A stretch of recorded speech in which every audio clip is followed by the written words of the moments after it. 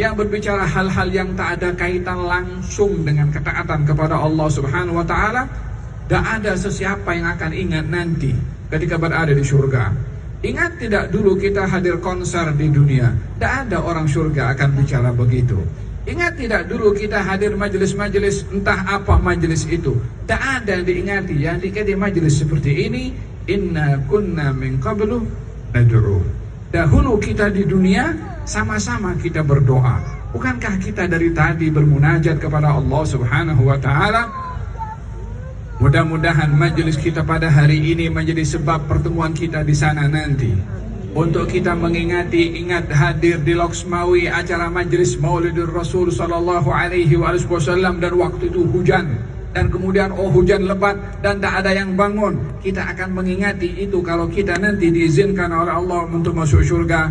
Wahai Tuhan yang maha bijaksana.